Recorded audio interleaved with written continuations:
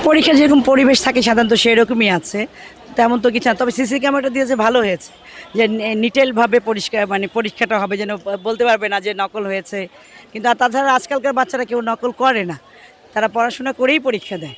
যারা পড়াশোনা করে আসছে তারা পড়বে, কিন্তু হ্যাঁ, তারা যেহেতু একটা বছর সময় পেয়েছে, কারণ আমাদের 9 আর 10 তো আলাদা করা হয়েছে এই বছরই। তো কাজে তাদেরকে সেভাবেই আমি চাইবো যে সরকার যেন খাতা সেভাবেই দেখেন, যে তাদের যেন কোনো যেন এই ভয় ভীতি যেন কোনো কাজে না লাগে।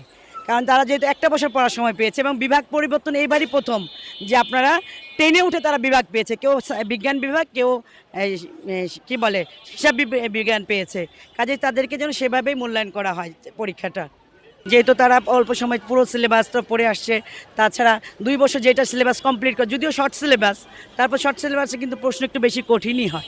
ডিফারেন্ট তো দেখলাম যে নিয়ম শৃঙ্খলা ভালোই চলছে। আর তাছাড়া সবাই যে ভয়ভীতির মধ্যে আছে যে এটা হবে ওটা হবে, আসলে কিছুই হবে না। তো সরকার এইসব দেওয়াতে হয়তো ছেলেমেয়েরা একটু পড়াশোনার প্রতি আগ্রহ তাদের বাড়ছে, যে তারা ভাববে যে না, এবার আমাদের ভালোভাবে আমরা পরীক্ষা দিতে, আরও প্রস্তুতিটা হয়তো তাদের ভালোভাবেই নেওয়া হয়েছে।